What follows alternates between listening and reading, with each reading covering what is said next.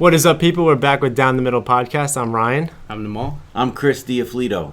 All right, so we don't do last names. No, we've never done last names. But we're back. My dad is back on the podcast to do our last formal episode in a while. So this is episode 34. Someone play Drake. Yeah, this is very sad, but we're tackling a very important topic today. We've done the past two videos about capitalism versus socialism. Yeah. So we'll explain like the whole thing in the next video. You'll see. But, yeah. We'll go. Yeah. That was just I'm telling the future. out of nowhere. Yeah. People who heard that for the first time are like, "What?" What?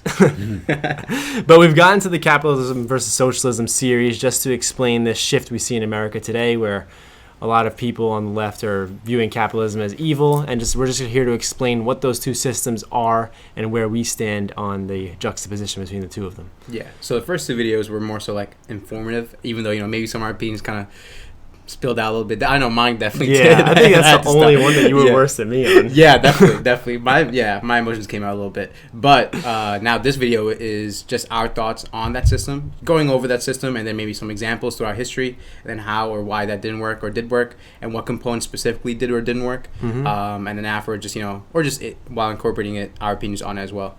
So we'll run through some brief definitions first. I'm passing to you guys to give us some definitions about two of them, and you have some experience that you want to list out as well. Yeah, I looked in the dictionary I always go to is the 1828 Noah Webster Dictionary, and I get the real definition of what was going on at the time then. A lot of definitions have changed, and neither capitalism nor socialism is in that dictionary.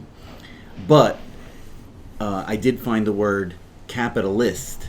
So that's a man who has a capital or stock in trade, usually denoting a man of large property which is or may be employed in business. So the new definition now, you just Google capitalism, it says an economic and political system in which a country's trade and industry are controlled by private owners for profit rather than by the state. So socialism and socialist did not exist in 1828. There was no definition.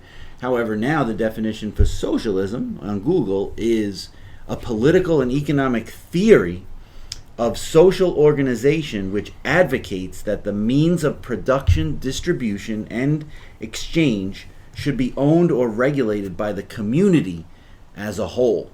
So we'll look into the pros and cons of both of these, and I have a little bit of personal experience. I started working at 12, delivering newspaper. I started at 13 or 14, I started doing oil changes at an oil change shop.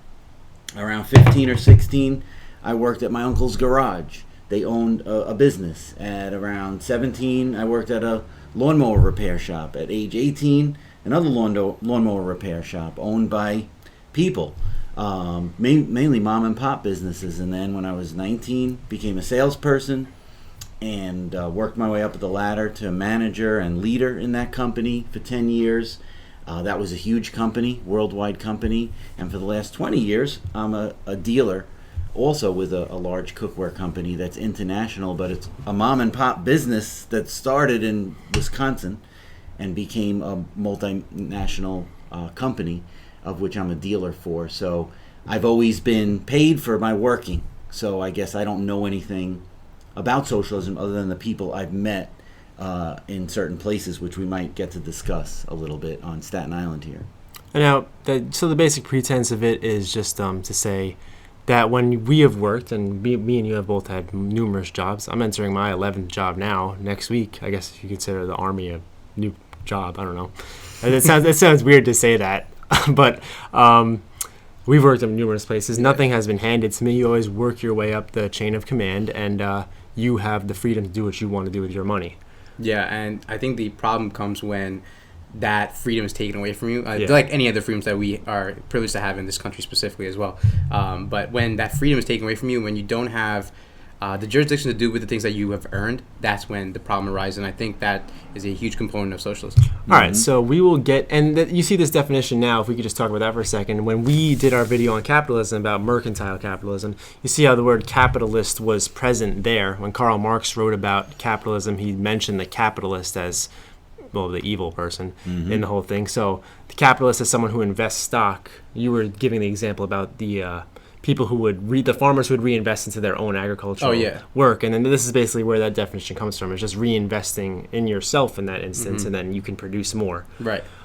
Socialism, the definition even says it's a theory, and we'll touch on that more. I don't want to get into too much of that. But basically, the outline for this video is we have arguments from both sides, multiple bullet points about the arguments socialists give when they try to demean capitalism and say that capitalism is a bad system, and the argument that capitalists say when they speak about socialists. So I guess we'll just jump right into it there, and we'll pass it around. So the basic argument that socialists give about capitalism is that it's immoral. It's an immoral system that exploits the low-wage workers. This is one that we hear all the time. Mm-hmm. Do you want me to comment that? Yeah, go in whenever you guys want to jump in on it. So this is... Can you repeat that one more time? So just the exploitation. Capitalism is a system where the wealthy benefit and low-wage minority workers, people who don't earn a lot of money, are exploited through the system. Okay, so that's definitely a possibility through capitalism. I don't think anybody really denies that.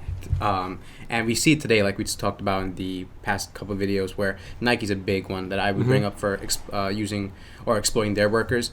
And that also, like I said, is more so to do with the outsourcing of those jobs and how that affects American economy as well. But also, when you outsource the jobs, you could provide or get the same labor for less cost, right? So places like India, China is where Nike usually outsources their jobs.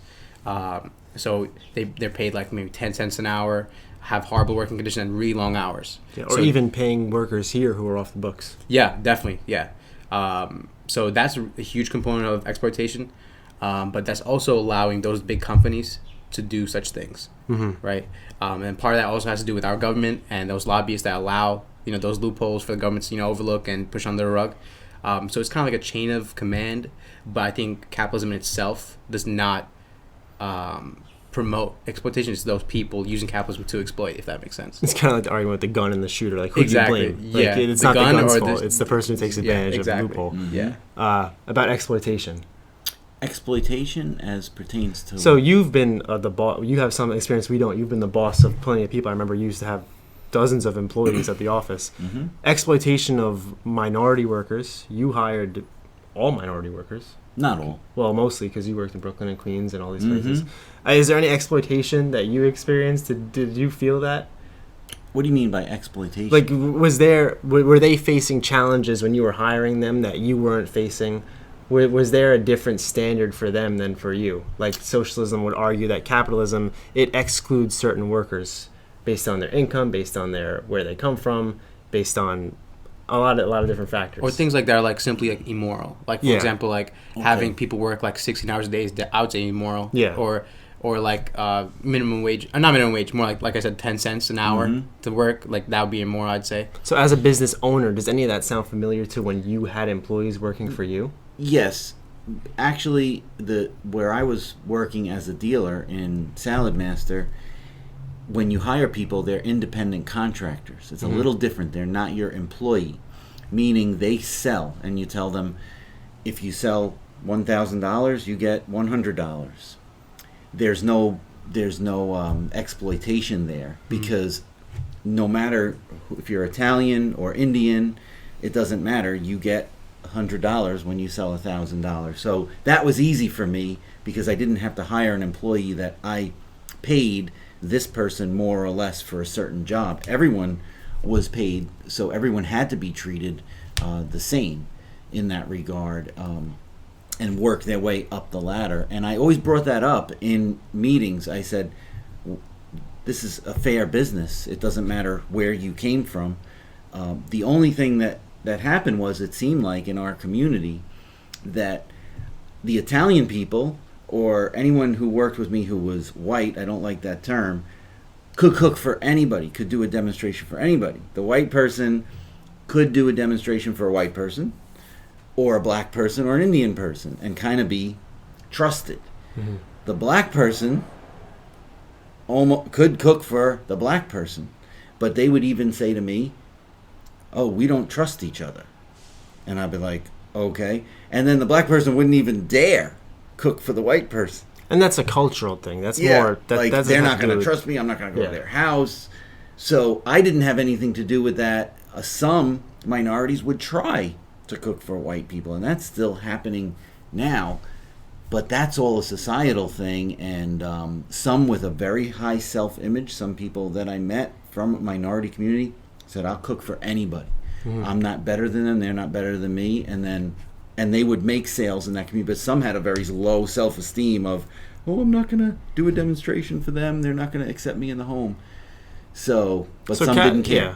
So capitalism, like you said, it provides the framework, and you give that baseline of how everyone's going to be held to the same standard. Then other factors come in, and that stuff will affect how people are treated and how people are successful or not. But that's not the result of the system itself.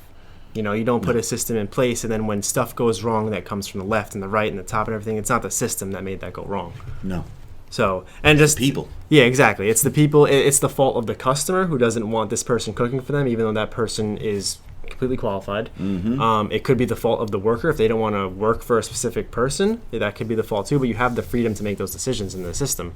And the system itself is all it can do is provide you that opportunity. Yeah, and those choices. Yeah. Yeah. So, and just like the thing that we talked about when we spoke about, I forget if this was in the Capitalism to Socialism video. We spoke about the idea that socialists put out that a manufacturer or an innovator of a product is not entitled to earn more for that product's success than the workers who then produce the product after, which is just a very faulted argument. If you innovate something and you invent something, then you are entitled.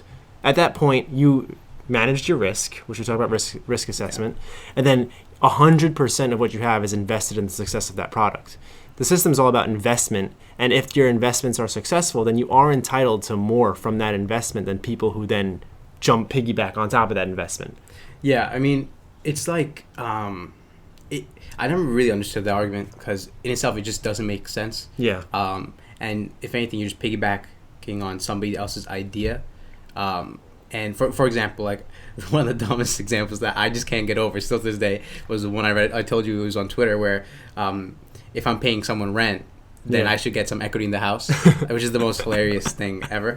But the thing is, though, the person who even owned the house in the first place had to risk their money like up front in the first place to even purchase the house. Then they had to take the risk of the mortgage from the bank, and you don't know how the economy, like in 2008, people got screwed from having that risk, right? Yeah. So that's one component, and and also the risk is also having a tenant just messing up the house, you know, all that stuff. You're liable. The tenant is not liable for anything.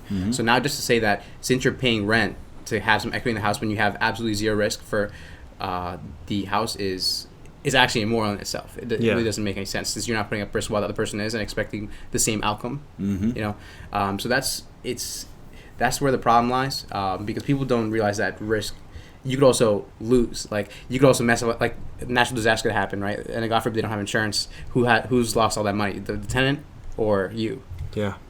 And I mean that just is a direct contradiction to the anti-classist argument that socialists like to make, that there should be no classes. If you can have no classes, then you can have no hierarchy of the inventor and then the worker. They have to be equal, which obviously, I mean, well, that's going to get into a different argument. So let's just move to the next one, because then we would talk about de-incentivizing work and de-incentivizing progress. So, but that would be on the capitalist side. Another big fault that the socialists find in the capitalist system is the wealth gap. Yeah, I was going to bring that up as well. So I have an issue with the wealth gap. I don't know if you have an issue with the wealth gap. I know that we've spoken about it before. The wealth gap in America is an issue. If you look at the curve and how the curve should be, how Americans think it should be, and what it actually is, look it up if you haven't. It's actually mind-blowing. Yeah. I think it's an issue, but also a statistic is that there was a study done by heritage.org that said that countries that are free, or at least mostly free, the average income per individual is 2 times more than countries that don't share those standards of a free or mostly free market. So the wealth gap in America is an issue because people have taken advantage of a crony capitalistic system and have accumulated just unthinkable wealth, while a lot of people are struggling to do so. That's the way that any economy works, that people struggle and people succeed. If it's exacerbated here, I think it is. But also in those countries, it's the argument of equal misery versus equal, that division. Or that you equal have. opportunity Yeah, exactly. Getting out of misery. Exactly, yeah. So what you have is an equal opportunity to get out of that horrible situation versus other countries where you just have equal misery with no opportunity to escape. Yeah, and also equal opportunity is definitely relative. Like everybody's born into a different spot in life, and obviously some people have to work harder than others through different various reasons. But at the end of the day, I think America at least provides the best ground for, I think, out of most countries out there, to provide that equal opportunity to get somewhere. Well, that's the pure definition of equity. That's what Yeah. equity is supposed to be. Yeah. The definition has been misconstrued lately to mean a bunch of different things, but that's what equity is supposed to be. But you want to talk about the wage gap? Yeah, the wealth gap. So, and the wage gap as well. I mean, I'm sorry. I meant the wealth gap. Yeah, we can talk about the wage gap later, but yeah. In my situation, though, I'm only going to talk from personal experience. I've always worked for companies that are in self-employed type of businesses. I'll bring up one. There's a place called Trimalon, not far from here, and I worked there as a repairman. But they came over from Italy in maybe the 1940s or 50s and started with nothing. I know that they told me that. And they bought a house somehow, and they bought a shop right next to it, right down the street here. And they became wildly successful at that. They worked their way up. And I just worked for them, and I made $5 an hour when I was 16 or 17. So they had me come in. I knew they had money because they had a big house next door, and everyone complained, oh, they have so much money. But they did start with nothing, and they came from another country, and then they built that up. And then I always looked up to them. I'd like to have a nice house one day like they do. And a lot of people were jealous of that. So was there a wealth gap there? Yeah. Did I want to be like them? Yes. But I had to do that myself. They weren't going to give me $1 other than what I worked for. They gave me $5 an hour. Was that a wealth gap? Yeah. So I've never worked in corporate America, but Ryan, your mom, worked in corporate America, AIG, where the president, vice president, these people were making $10, $20 million a year, and she was making $29,000 a year. Mm-hmm. And she came into work every day, worked her 40 hours a week, and these people were flying all over. But did that start with nothing? That's a different type of conglomerate. Mm-hmm. Was there a wealth gap? Sure. 95% of the people making nothing, and then the top part of AIG probably making millions of dollars. Yeah, the argument, that's different. Yeah, it's not against there. I think there's a justified wealth gap. It's a very conservative capitalistic mindset to say that a wealth gap is justified. You need it. An economy won't survive without a wealth gap.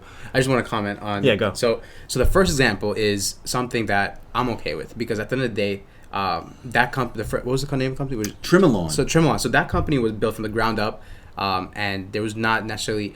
That wasn't necessarily the goal, right? Like the wealth gap was in that company, because they also made, and they also had the whole, like, they had the risk. Mm-hmm. They had 100% risk, and then that's what you do. You create a company, have the risk, and then you to invest in your company as well, and also you just give off the jobs, and then you have a set wage. So that's how a company should work, right? But then now what's formulated into the companies that we have today, which is the second example that you gave, that's when I think the components of crony capitalism have made a way into society, because right now America doesn't have true capitalism. It's the crony capitalism where the government intervenes and then creates these regulations that shouldn't even be there in a free market. So within crony capitalism, the wage gap, I'm sorry, I keep on saying wage gap, the wealth gap I'm obviously talking about, that's when it increases. For example, large corporations like Amazon, Microsoft, etc. pay less in taxes than they should, right? And that's because of lobbyists and then changing rules and regulations, and they have loopholes. So there's also a lot of these loopholes for these corporations to keep having or to retain their profit and have higher profit margins, and that is the problem within crony capitalism, and that also in itself increases the wealth gap. Yeah, and if you think that we just completely unhinged support capitalism, then watch our previous video about capitalism. The pros. It's called Pros and Cons because there are cons. So you can see us talk about bailout systems and government funding and billionaire accumulation of wealth and all these things that are the faults of the capitalist system. Now, that wealth gap becomes an issue to me, like you said, when crony capitalism takes in place and workers are paid under the wage they deserve, or they're treated under the quality that they deserve to be treated. Yeah. The wealth gap by itself, if Jeff Bezos has $200 billion, which is probably true, and then if he's paying all of his workers $18 an hour, I don't have any issue with that. I really don't. They're the workers doing their job. They knew what was in the job description when they signed up. They knew the wage when they signed up. If they didn't like it, then there are a billion other jobs that you can go and get. That will also, and we also have, like, explained this in the other video, there are also jobs at that job stage, like $21 an hour, if you fit that range, there are plenty of other jobs at that stage. Exactly, yeah. And if you were to go and then achieve some kind of educational attainment or some kind of experience, and you could come back and get a job for $23 an hour or $25. I have no issue with the fact that this is a big socialist thing, that Jeff Bezos brings in $200 billion a year for creating Amazon and owning the Washington Post and everything, but his workers get paid $18 an hour. What about Jeff Bezos having that much money justifies his workers then making a certain amount of wage because of his success? Yeah, because of his success. Like, how do you draw that line? That because he does X, that they deserve Y, when they'll never meet, they have no connection to one each other. He's the only reason that they're making anything. Yeah, and then so the more wealth that Jeff Bezos acquires, the higher the wage of the workers have to be. Like, it doesn't, like, how much more do you give? It also goes back to the whole rent thing. Like, yeah, like, now I deserve equity in this because you started this company in 1988 in your garage. You know, it doesn't make any sense. And just I'll pass it to you after. Just a final statement on that is that if you do work your way up that company, you'll get stock. Companies give out stock. A lot of companies do that, actually. Yeah, they'll give out stock. And if you were to work your way up and get Amazon stock is $3,600 right now. It's one of the most expensive shares that you can buy. That's a big. It's grown. It was at, I forget, it was 1,900 at the beginning of last year. Yeah, and just a quick note on that. A lot of people don't realize that Jeff Bezos' net worth is actually in his own stock. So it's not like he invested in liquid. himself. Yeah, it's not liquid. Like, a lot of people believe that his net worth is all liquid. But he just has $200 billion in his pocket. No, a lot of it is invested in his own stock. And if you were to ever take it out, it just crash it. Yeah. So, I just want to mention, that's a great point, but Jeff Bezos and Amazon is the same as Tremolon. Yeah. There's really no difference. Tremolon, I already gave you the example, but Jeff Bezos, same thing. Started with nothing, worked his way up, and now he's paying $18 an hour. These people who came from Italy, started with nothing, paid me $5 an hour. So when you own a company in the USA, one thing I want to share with you guys and everybody watching, I learned this years ago, and it's an amazing fact about the tax system in the USA. If you own a business in the United States, I don't know if it's everywhere, but I know in New York, if you own a business, you can have $1 million come in, $2 million, $10 million, $100 million come into that business, and if you leave it in your business, you do not have to pay any tax on it. So if it's the same with Jeff Bezos, when the money stays in if your business is named Amazon, if you leave all that money that comes in and buy stock in it, you never pay $1 tax on what's sitting in there. Similar to an investment. Yeah, it just stays there. You don't have to pay tax on it. That's part of the rules. But once you take the money out, if it's not business related, you have to pay tax. So if you have $1 million in your business account, if Jeff Bezos does, and he spends $1 million on something business related, there's no tax on that. Yeah. But if he spends $1 million to buy a yacht that has nothing to do with his business, he has to then pay tax on the personal. So it's the personal side you have to pay tax on, and but them not paying taxes, these big corporations, is because the tax code says leave it in your business, spend it on your business. We'll be friendly to that. We want business. We want you to grow and thrive. But it's the personal people who work at $5 an hour. Well, now it's $18 an hour, paying the tax out of that. Yeah. So, and I like that system because it incentivizes investment into your own business, and that incentivizes, or that doesn't incentivize, but it creates innovation, it creates progress, and we have new inventions. Amazon's able to do new things because if they pull that money, if he has an $130 million yacht, if he can't do that, and he'll get taxed for that. Also, you have different loopholes like offshore storage of money, offshore accounts and stuff. That stuff, or you have moving jobs, and like you mentioned, outsourcing, like globalists kind of moving jobs into different countries. Those are different types of things. That is a good system. I like that in the tax. I didn't know that. But that's a good. That reminds me of investment. If you don't cash out an investment, then you don't pay tax on it. You don't pay tax. Yeah. Eventually, you're going to pay taxes. Eventually, you will. Even if you die, they're going to take some death taxes. You just got to wait for a president with a low capital gains tax. Or like Kamal's capital loss tax. Can you imagine? Yeah, you're taxed on the purchase of the stock, you're taxed during, you're taxed after the selling of the stock too, and then you're taxed at the end of the year as well. Just beat the dead horse. Yeah. And also, I just want to make notes for the Tremolon and Amazon comparison. So socialists also argue that there is an immoral amount of money, right? So I've seen a couple of posts where if you make a certain amount of money, or like a new system, like his theory. So if you make a certain amount of money, so if you make more than $1 million a year, everything after that should be donated to the government. I saw that. Yeah, it's like, you won capitalism. Yeah, you won capitalism, and then now you have to donate everything after that to socialist programs and all that stuff because you don't need that much money. Like I have a big problem with that because who are we? Because it's all subjective. Now you're just throwing arbitrary numbers around, and now you're just making a line that's okay with you that appeals to you, right? And it's now what I make is now determined by somebody else, and now my success is has a ceiling to it. Yeah. And I think the whole purpose of, at least especially in our countries, not to have a ceiling to our success. Yeah, money has never had that type of limit where like too much money is the only limits we have in money is too little because you have a poverty line, but you never have an amount of money that's too much. And then to take every dollar past a certain amount would be theft. Yeah, and then also people will have less incentive to even do anything more than that, so they'll even make $999,000 just stop. Exactly. You know, it that system doesn't make. Like, I don't know. I feel like you weren't thinking when you said that, but that one doesn't make any sense. That's definitely not a system that I would ever support.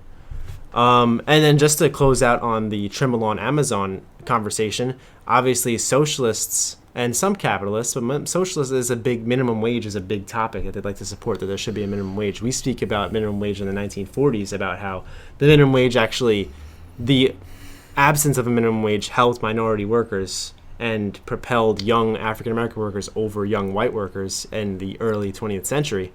But your example about Tremolon, you want to talk about Amazon and how they're paying $18 an hour. Tremolon is paying $15 an hour, I presume. That's the minimum wage. So, but you realize how Amazon has that $200 billion CEO. Tremolon, I'm sure the CEO does not have $200 billion. Doubt it. So if you want to raise the minimum wage up, you realize what that would do to a company like that. That doesn't mean that you raising the minimum wage to $15 an hour because Bezos was paying $18 before, he's going to go up to now $21. He's going to stay at $18, and then everyone's going to leave Tremolon to go to Amazon and destroy that business. That small business is going to suffer big time with only $1 or $2. Yeah. Makes a difference in your buying power. Yeah. Everything gets affected by a couple of bucks. And not only buying power, but then prices get driven up too. This is just the basic economic capitalistic argument. I was like literally like a few seconds before you came up with that, I was literally just thinking about that. Yeah. I was like how does that logically make sense? And it doesn't make sense for the mom and pop businesses as well. Like they can't compete with those large corporations that also have that extra money, you know, that a lot of people think that, you know, large corporations have, and then now basing it off the CEO's net worth and increasing the wages based off that, like what happens to those companies that you just said, you know, they can't survive. And as we say, and I'm sure you know, it always loops back to the consumer. Everything in this economy comes back to the consumer. Yes. Now the inflated wages you have to present, the companies aren't just going to take out loans. They're not going to dish out their own reserve money to pay their employees more. They're going to raise prices. That's the only, you have to make more money to pay more money. So the market always follows the money. Mm-hmm. And so just there's a lot of things to just think about logistically when you have this argument, capitalism versus socialism. And what we've spoken about how socialism, utopian socialism, is a good sounding theory, and that in certain places it's worked for a short period of time, but you have to think about this stuff in the long term. Would you like me to share the socialists I met on the podcast, on the commune? I guess this would be a good time to do that. So briefly, I guess actually let me put this point. I'll give it to you because one of the socialist points that I put out is that they believe people can manage themselves. Oh yeah. So that would that's be a like good the main. segue. Yeah, that's like the main point. Yeah. Without putting down who I met, I'll just tell you the facts. This was 15 years ago. As you know, I'm in sales. I went and did a cooking demonstration, and I met people through people, and they lived on a commune here in Staten Island, and I didn't even know what a commune was, and neither did Nomal today. He never heard of a commune before. Ryan didn't know what a commune was. I think we should have drew the line communism. Commune. We probably should have connected that. Yeah. I went there, and I did a cooking demonstration to try to sell them my products like I do every single day, but there was a feeling there of we can't make any decisions. We do everything as a group, as a community, and we love this, but sorry, we can't do anything.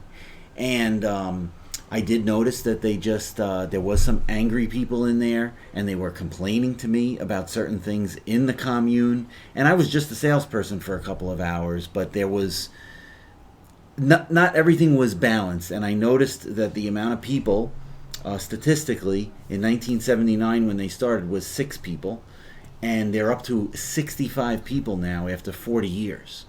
So I'm not going to put down socialism, but that's what that is. That's a commune, and they're having trouble attracting people. And I do remember a lot of people were leaving. They're like, we have to get out of here. I met them and said, we're not happy here. And why are you telling me? Like, I just want to do a demonstration, make a sale, and leave. But they were sharing with me. The socialists can't go 5 minutes without complaining about how unhappy they are. And I was a capitalist. I was coming in there looking to make my $100 on my $1,000 sale. That's just an example. But they maybe couldn't purchase because I was a capitalist. And I don't even know that. Maybe there was something behind. They couldn't say, we can't buy from big corporations. I don't know. But I didn't feel right. I never went back. Mm-hmm. And I'd never cook for them again. I'd never want to do business in that community again because it's not beneficial to me. So I do have just that experience of meeting people once in my life. And that's on a commune. That's a very important note, too, because the one thing about the capitalistic system is that it will allow socialism in communities. You can, if that's what you believe in and you get 6 people to believe in it, then you can start up a socialist community in a capitalistic system. No one's going to stop you. This is a big thing between Robert Wolf and Gene Epstein, two.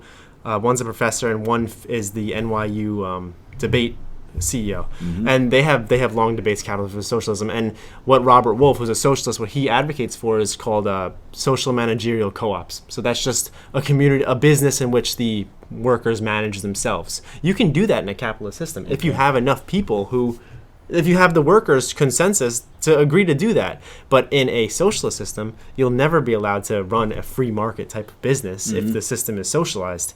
And just like a weird ironic point about that is that it doesn't connect so directly, but conservatives are much more allowing of liberals than liberals are of conservatives today.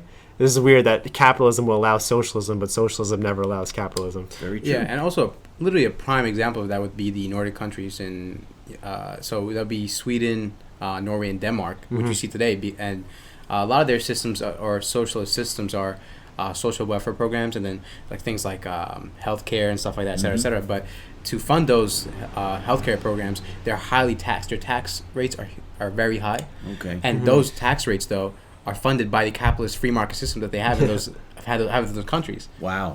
So, but the thing is, though, a lot of people, especially in America, that support socialism have no idea about that, and they bring up, in Sweden and Denmark, whatever, they have this program, why can't we? And also, and it goes back to the whole, the 6 people, whatever that you said. A lot of people have to agree with that. Yeah. So all those people that live in those countries agree to that, and on top of that, those are homogenous populations, and within homogenous populations, there are less, discourse or rift within those populations. So it's easier to run a system like that where everybody agrees. Can I throw a question out there that just popped in my head? Can socialism work without capitalism? And it can't. And that was one of the capitalist arguments that I had, that socialism just economically is not sound. The idea that everyone can make the same amount of money and that's going to somehow drive people to work. It's what you speak about a lot, about how Karl Marx advocated for the idea that people just are naturally moral and good and naturally want to produce, which isn't true. Is the question that you got asked. If money was out of the factor, then what would you do for work? And the question is, I would just survive. There's no way that without that gap, there's no way that if you just think about it, it cannot persist. And that's just solely based on the assumption that human nature is the same across the board. Yeah. And that is the most dumbest thing. We're unique, and we in every single way. Like, I'm not the same as Ryan or your dad. We're all 3 different people, right? And that's also assuming that we all 3 people can function as that type of system and produce the same output. And now, obviously, you've worked for longer than us 2 combined. If your job was now de-incentivizing pay, you had a pay limit, and basically you were trusted to put out your product just for the sake of putting out your product, would you A, put out your product, or B, would you do it with the same type of drive? Would you have the same type of motivation? Not at all. Exactly. It just, you can't work without the free market. You can't. I want to make a plug for a great place to live. America. Nice. The USA. Nice. I mean, when you think about it, we are the greatest country in the world because of what we're talking about here, because we're all different, come from different backgrounds, and this is the greatest experiment that's ever been tried in the whole history of civilization. And it's not perfect. just like Nomal said and Ryan said, when you have people involved, you're going to get greedy people. I do remember in the commune when I met them, they were complaining about greed. There was even greed there in the socialism. Now there's greed in corporate and crony. You're gonna, once you get more money, a lot of people have an insatiable appetite for money. Some is never enough. They're never content, and they want more and more and more. That's where the human being is going to come in. The greed of the person, the want for power, that can happen in the socialist society, and they'll get probably kicked out. And then in the capitalist society too, the greed and wanting to grow and not give back, that's your personal choice. There's people who give 1% of their income. There's people who give away 50% of their income. So that's another plug. Just USA, best place in the whole world for growing and succeeding, as we've been speaking about. And I just want to say, like, it goes back to the whole human nature and how it's perceived by the socialists and what they support. Like I said, that one component was assuming that in human nature, like, we're all the same, and that it also assumes that we don't have like a good versus evil dynamic to how human nature is like there's definitely, for each one good person, there is definitely one bad person in the world. That's what I think. Yeah. And that's what, like, for example, in socialism, you'd have to have most people abide by the rules, not have any self-interest and everything like that for it even to come into fruition or even having a thought of it, you know. And that's just, I think, childish to even think.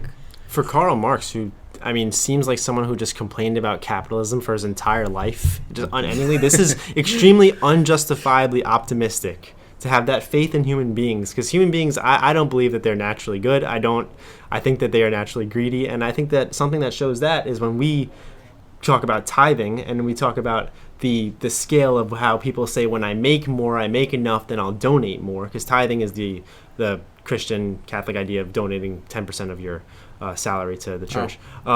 So, and we hear that when people say when they make enough money, they'll give that 10% or they'll give more, but as people earn more, their givings go down. It's a completely inverse curve that happens. So when people earn more, they get more wealthy. But I want to move to the next point.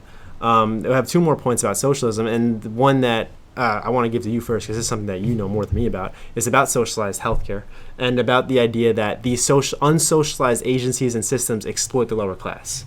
So like a healthcare system that isn't socialized would then exploit or disenfranchise, disadvantage people who have low income. But can you repeat that? So like we don't have a completely socialized healthcare system in America, though we do have a socialized healthcare system. So what do you have to say to the idea that a completely socialized healthcare system would benefit everyone equally? Do you think that works? Do you think that a completely socialized healthcare system is something that can be sustainable? Yeah. So the thing is, though, it goes back to my whole point about how everybody's different. So, and also, well, in terms of like, I was initially talking about personality and uniqueness and stuff like that. But the thing is, we also have our own medical history where some people need more specialized healthcare, and that's also another reason why a lot of people come to America to have that specialized healthcare. Yeah, rich people come here to get their treatment. Because you could see it within socialized healthcare systems across the world. There isn't necessarily a specialized department for those individuals when they come to America as well. On top of that, because in those socialized welfare systems, there's also a baseline or a standard where they have a ceiling on how much they could provide in those systems. So that's why they also come here. So in those systems, maybe for like the majority per se, but you can't really specialize in certain diseases or individuals where they need more attention. Yeah, expensive care needs to be paid for. Like there's no free lunch, as John Kennedy says. Anything that needs to be produced, or a service or a good, needs to be paid for by somebody. We do have. There's a big misconception about America that there are people dying in the streets all over the place, and that if you have a vital, crucial injury and you go to a hospital and you don't have money, then you're going to get turned away and not giving treatment, which is just simply not true. There is a socialized healthcare system in place. It may be our most socialized system that we have, maybe besides the tax code. The tax code is more socialized than the healthcare system.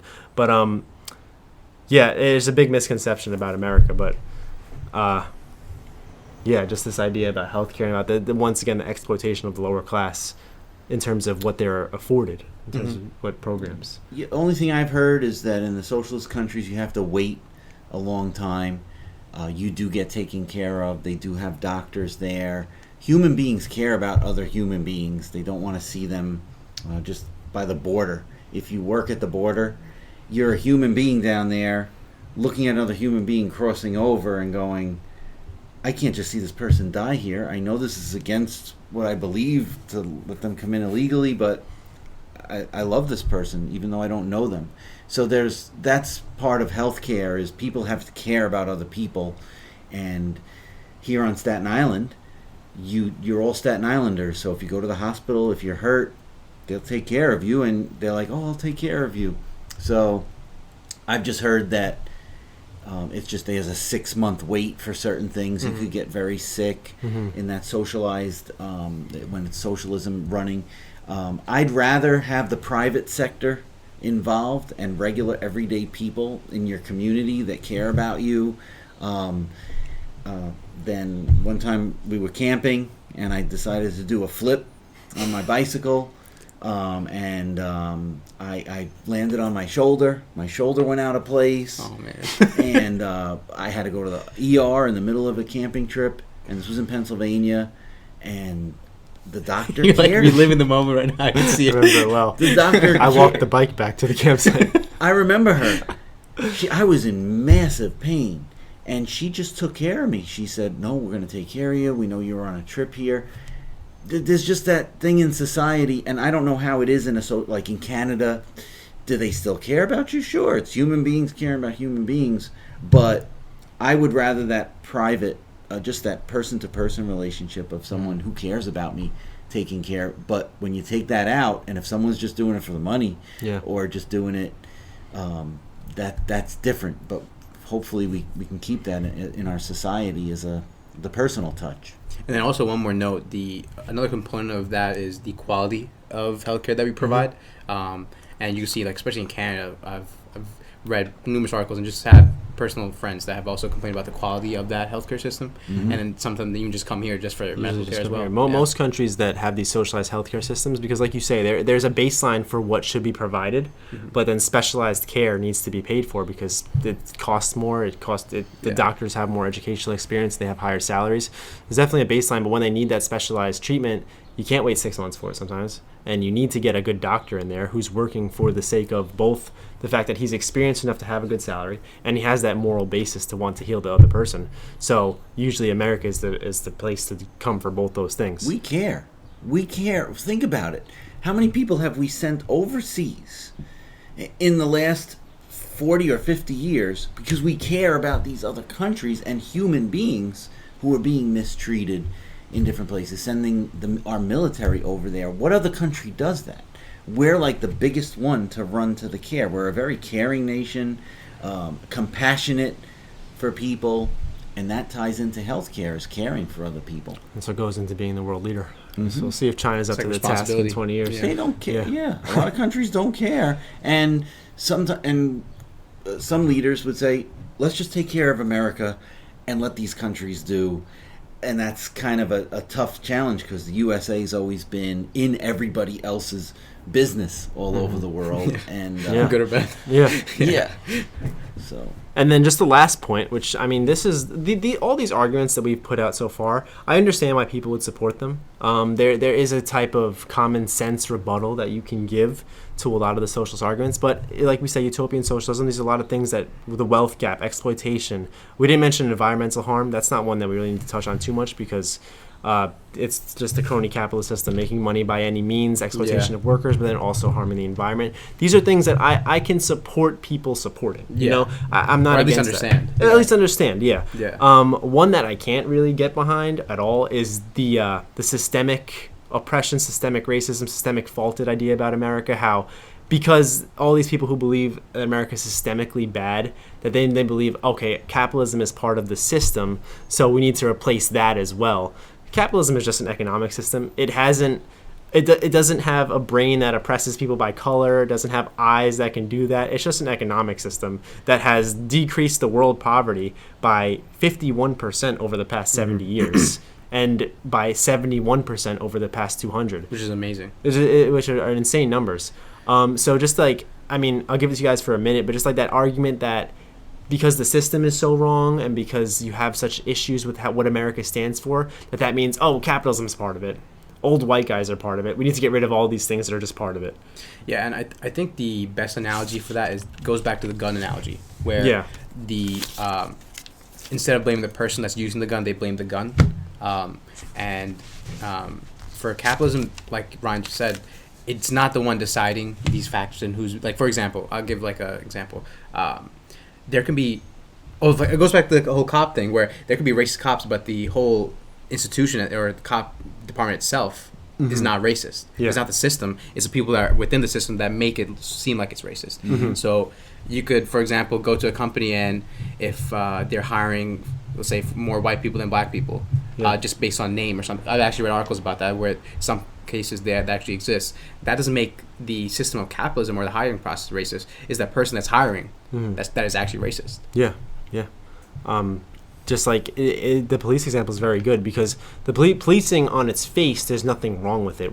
They stop crime and they investigate crimes, but then you had stuff embedded in the system that was racist, and that we had to put in place. Exactly, we put in place that we corrupted the system ourselves. Yeah. And now capitalism is no different. How you have stuff that may have been embedded in the system years ago to help push other people down, or I mean, I can't think of any examples right now of stuff that we've put into an economic system to do so, but I'm not going to say that there haven't been. Like redlining?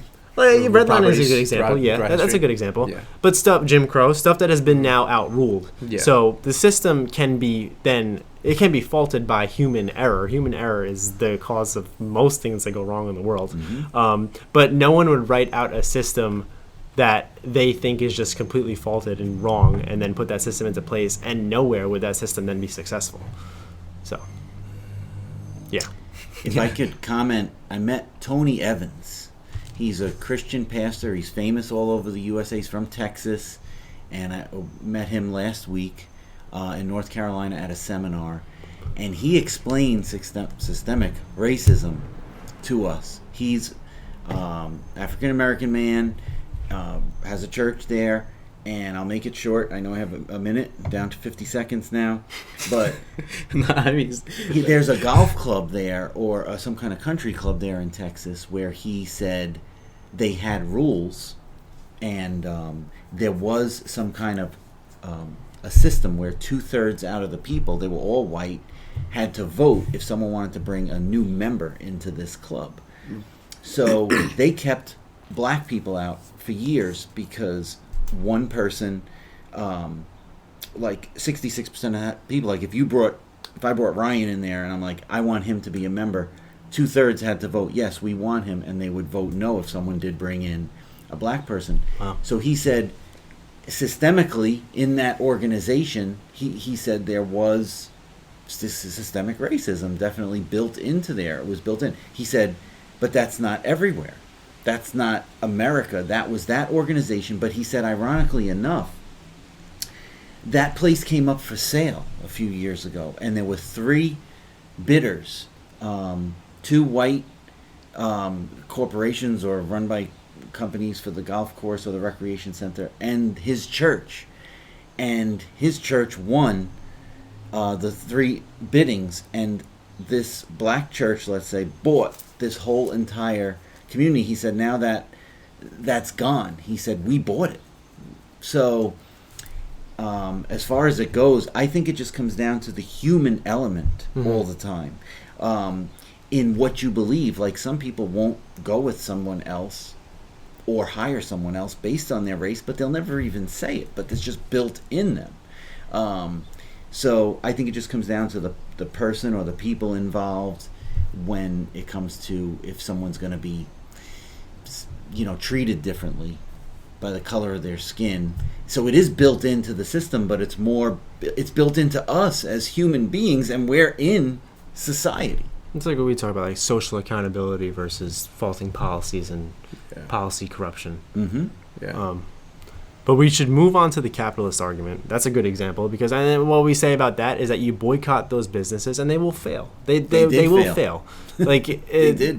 There are great. If you believe in greater systems of karma in place too, and how bad people will get what's coming to them, bad people got what's coming. Their business failed. If they're going to exclude minority groups or exclude any group, that business will fail. And it goes back to the argument we probably had maybe a month ago, where the restaurant, where is it the institution or is it the owner? And once you get rid of the racist owner, is the institution still racist? Yeah. When you bring in the owner The that's new not owner racist. who's not Yeah, racist, then yeah. bring in the new owner. Mm-hmm. So that a lot of people argue that where the system is not racist, but it's the owner, and if you replace the owner, what happens? Would you still deem it racist? And that's a quite good question to ask everybody out there. Yeah, My that's a great grandfather was a racist. I've said this before. Yeah. But his two sons, they ran the same business. My grandfather ran the garage. There was no way he would ever hire anybody. I just know for a fact, or work on someone's car. This was 1950s, 1960s. There was segregation. But my uncles, totally the opposite. They learned in one generation, and their customers were all mixed, and they wouldn't have a problem hiring somebody. That changed in one generation where they said, we don't want to be like our dad. Yeah. So the same business, and now those were my uncles. And now my business is, I've hired over 200 people in my business as independent contractors. Yes, it's more heavily weighted in the Caribbean community, Haitian, Guyanese, Trinidadian, but I've had Italian workers, Irish, Greek, from everywhere, all around. But Awesome. look where it went from my grandpa 2 generations ago to my uncles, who I learned from my uncles. And now, is there systemic racism? Well, it was in that corporation. It was in my grandfather's garage. There's no question. But the society was segregated then.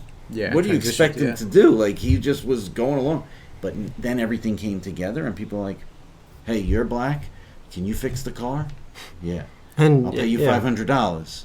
It doesn't matter you're black or white. Can you sell cookware for me? Yes. Bring me a lot of sales. Yeah, just to get back to an economical type of type of basis. I mean, it makes sense. If you want to make more money, you want business to make more money, don't exclude who you're going to work for. Don't exclude who you're going to hire. And you're probably going to be more successful if you don't have to fit certain parameters on who your customers need to be and who the employees that you're hiring are going to be. Your business will excel. Yeah. But now, moving the argument a little bit to what capitalists argue about socialism, which should be a little bit easier for us instead of stepping into the socialist perspective, which I think we did a decent job at. Yeah. But I mean, basically simple stuff. And the capitalist argument towards socialism is just about the logistics of it and just the implausibility of the system actually working. I mean, the first point that I have is the de-incentivization of work, of the quality of work, of educational attainment, experience, that a socialist system will de-incentivize achieving those things. Yeah, the whole component of that aspect of socialism. So if you're not incentivized to progress in society or educate yourself further, it's like, what's the point? You know, it's like if you had every day to if you were never going to die, what's the point of getting up? That type of thing. Yeah.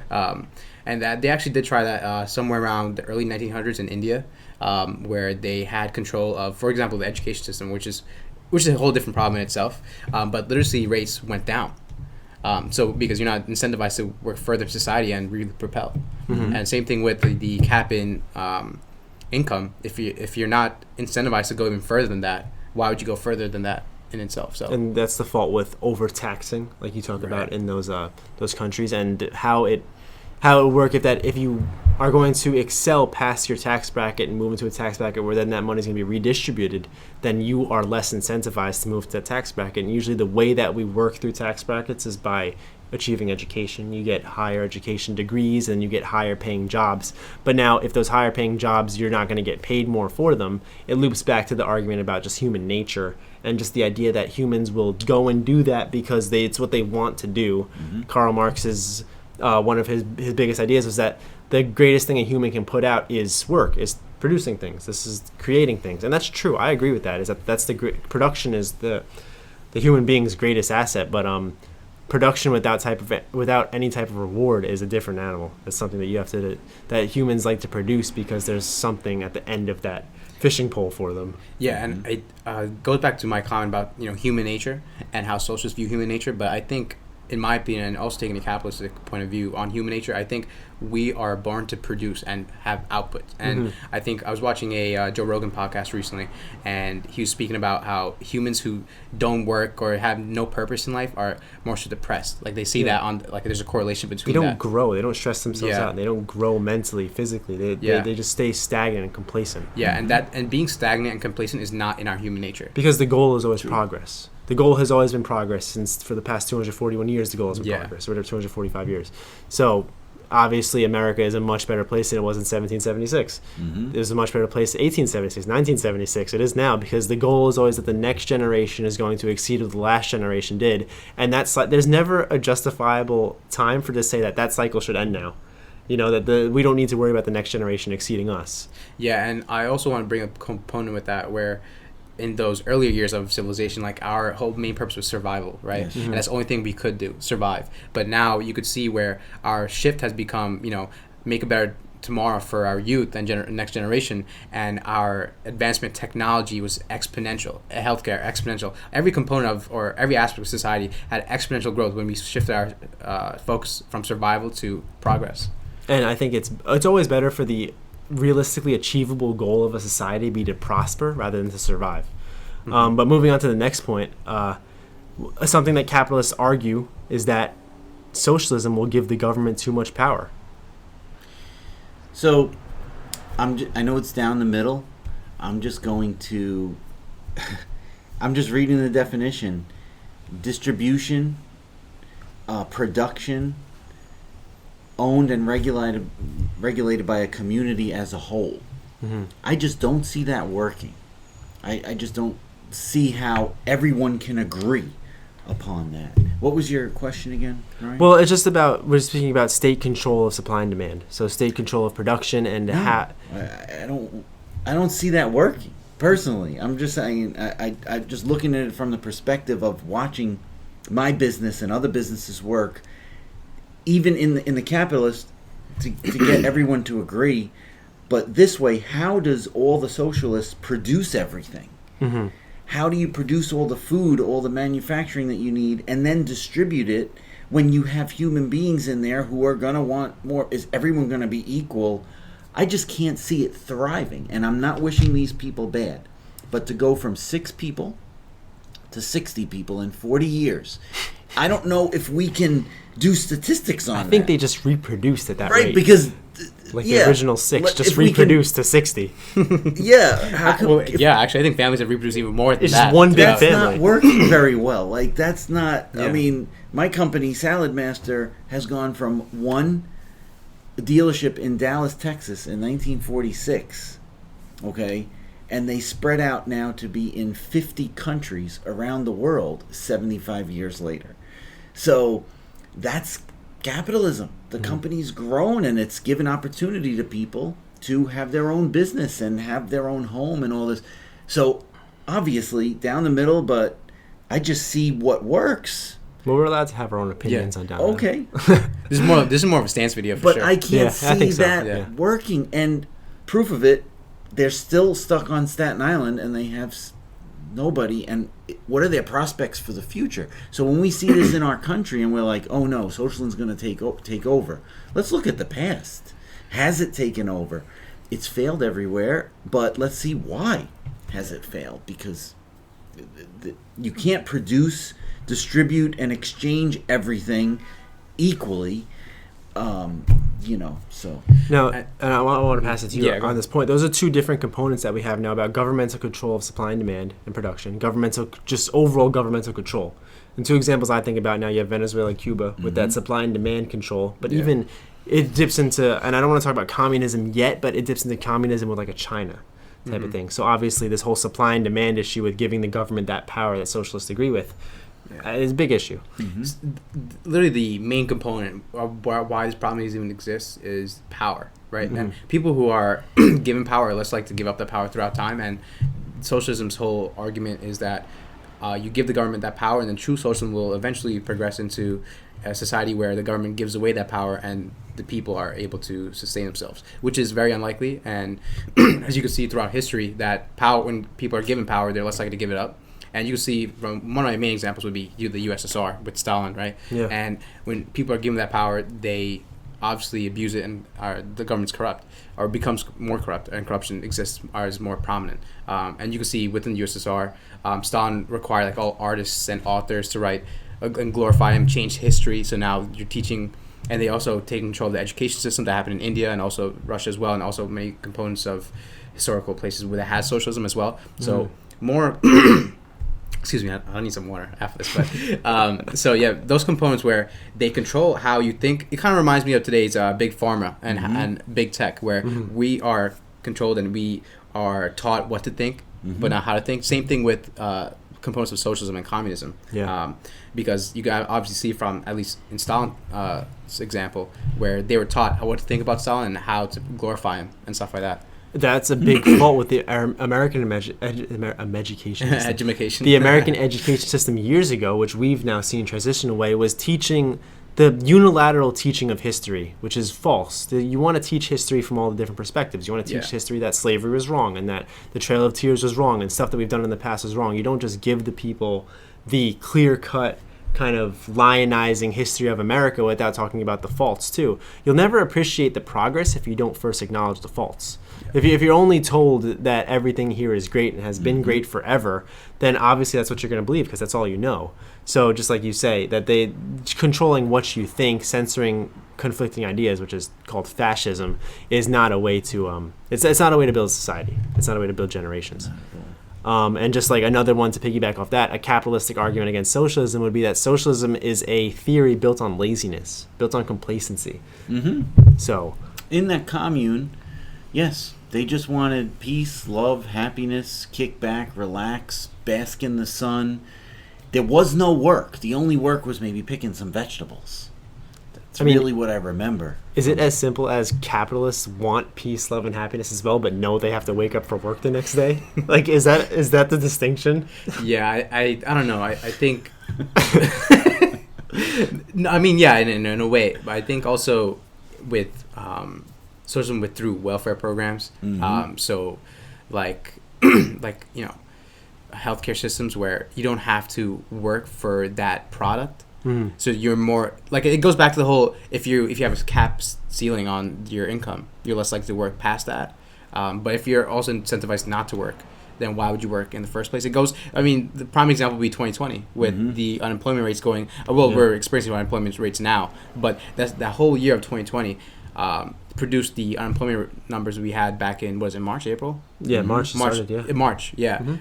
So, I mean, that's, I think, the number one prime example of the byproduct of that. 151,000 out of 7.5 million jobs? Yeah, something like that, yeah. Crazy numbers, numbers. Yeah, and moving on with that, just we get to obviously the idea of laziness is real and paying people to stay home. And the way that it gives elitists more power, because you had this state in 2020 America where you were paying people advanced unemployment benefits, a lot of money.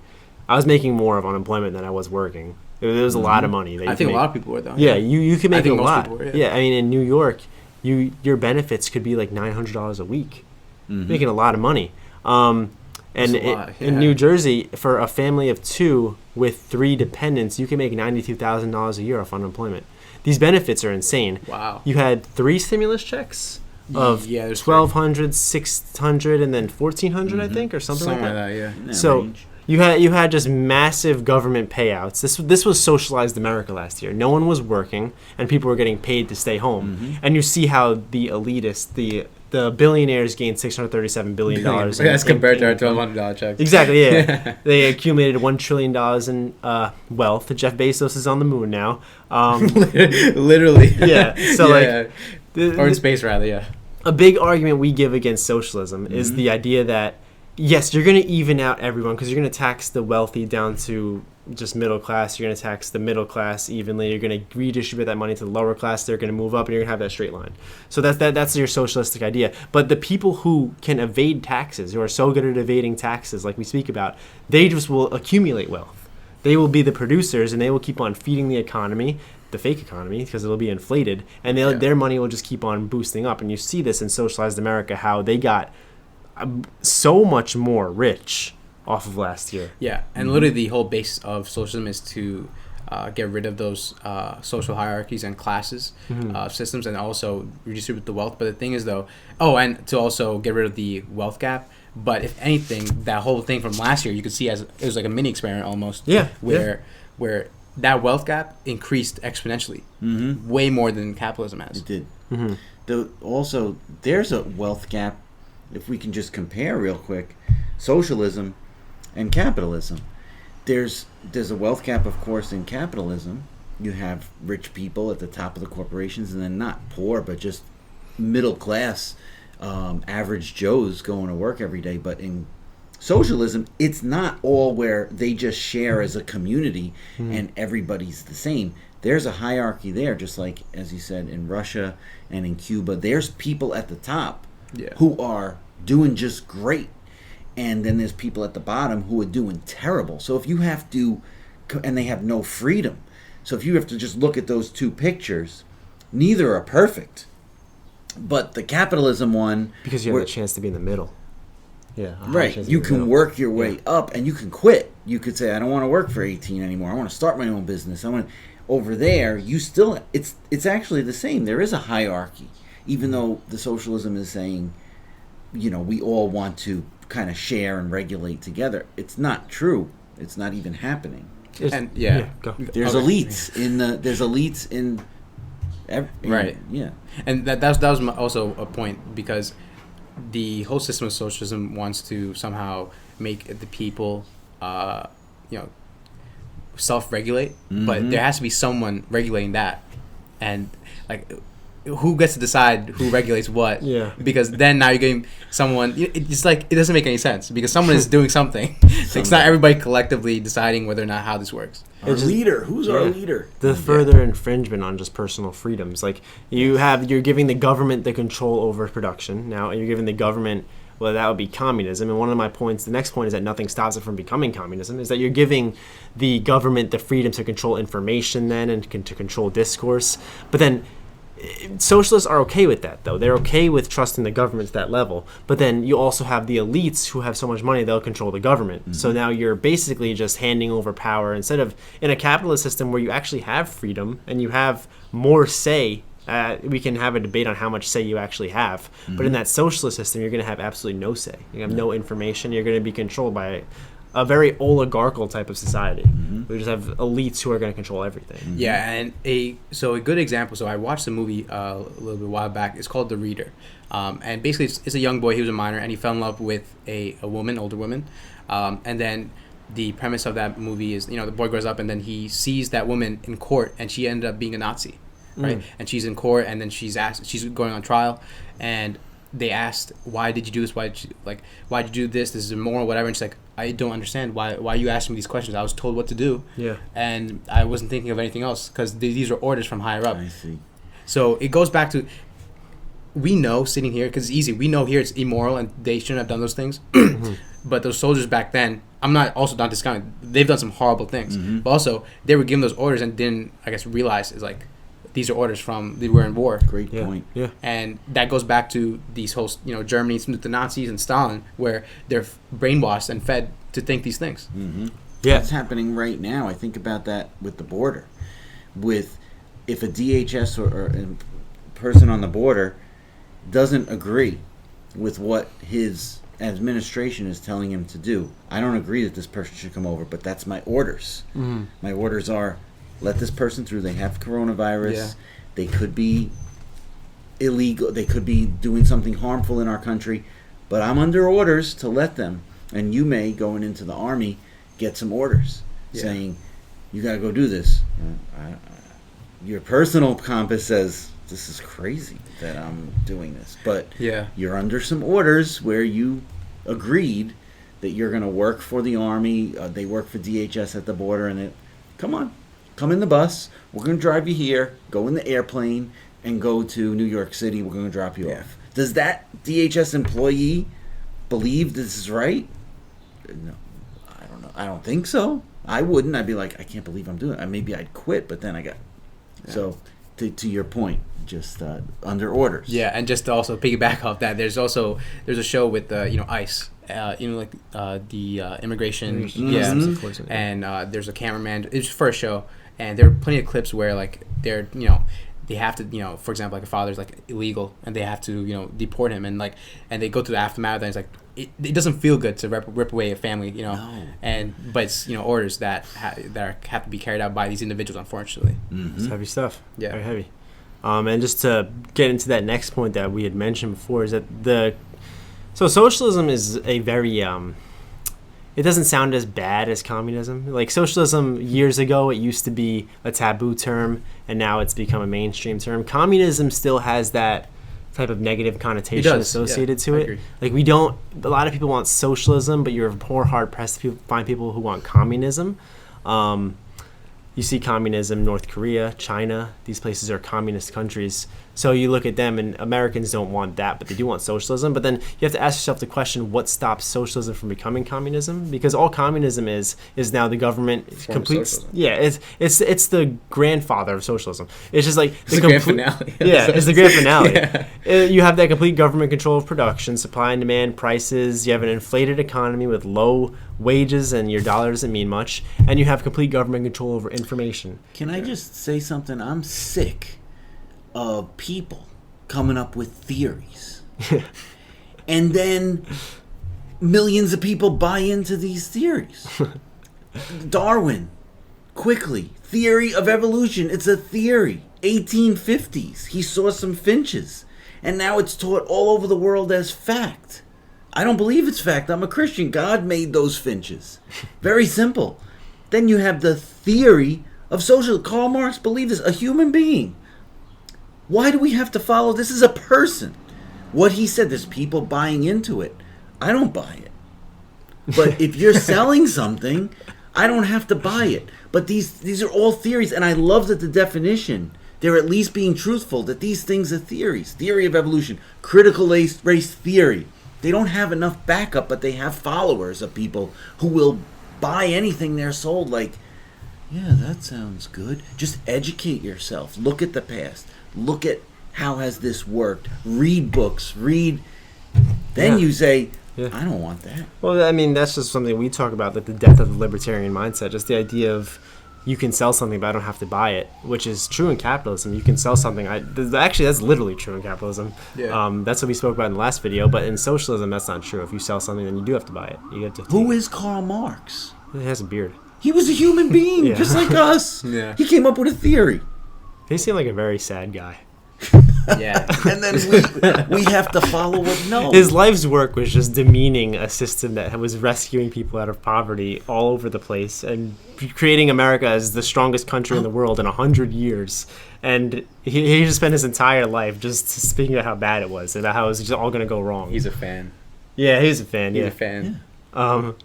But yeah, I mean, what we spoke about is the democratic socialism, that nothing stops it from becoming communism. Just because you elect those leaders who are going to control every aspect of your life does not then mean that they're going to not control every aspect of your life.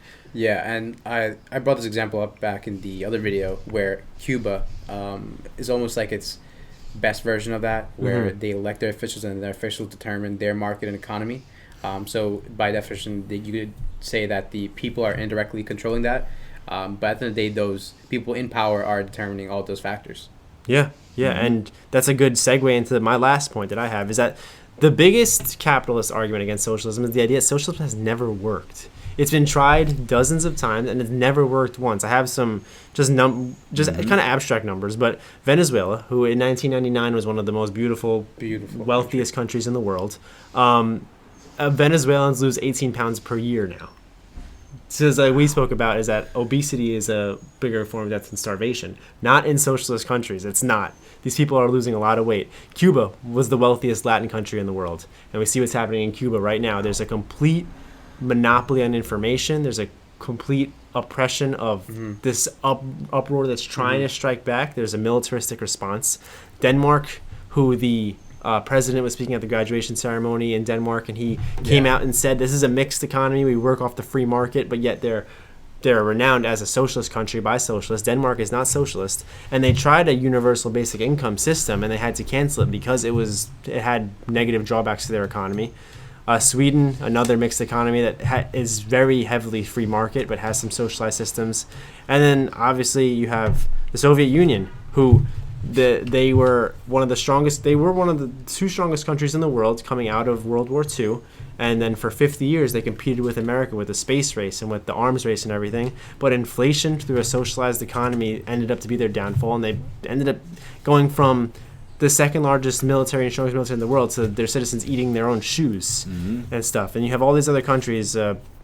Angola, Vietnam, Yemen, where it's just full of violence, full of starvation. Nicaragua. Yeah, misery all over the place. So socialism has never worked.